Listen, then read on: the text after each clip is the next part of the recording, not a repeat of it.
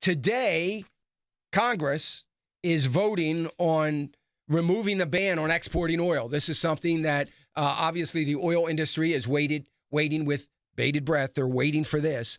They're hoping this happens. I'm not a big fan of this. Now, according to the numbers that I've seen, most of these numbers coming out of the international markets, if the U.S. starts exporting crude oil, they are talking about an increase of 1 million jobs globally.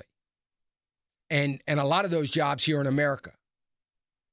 Now, that's primarily due because some of those oil rigs that are offline are going to come back online. Now, here's the problem, though.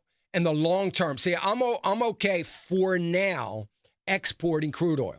I'm okay, definitely okay for natural gas. I think we should have legislation streamlined so that we can hustle and push the exporting of liquefied natural gas so that we can gain some market share. I think that's very important.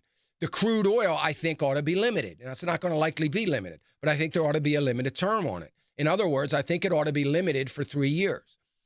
In that 3-year period, the idea would be that we would increase the exporting of distilled products, gasoline, diesel fuel, kerosene, jet fuel, heating oil, those kinds of products that will create an enormous amount of jobs.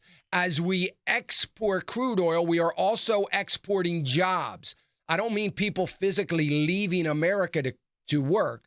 What I'm talking about is the opportunity for jobs here in America.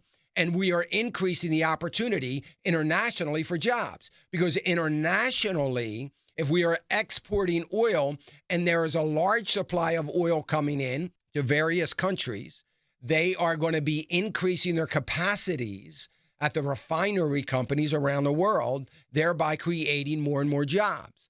I would like to see the jobs being created here in America, but this is one of those examples where we don't think through the unintended consequence of what we're doing. We are following the big oil lobby to let's get crude oil exported. So I'm not 100% for it. I'm okay for it temporarily because we don't have the capacity right now to export distilled products in any great way. We should. We've missed the boat. What I mean by that is we've missed gaining market share.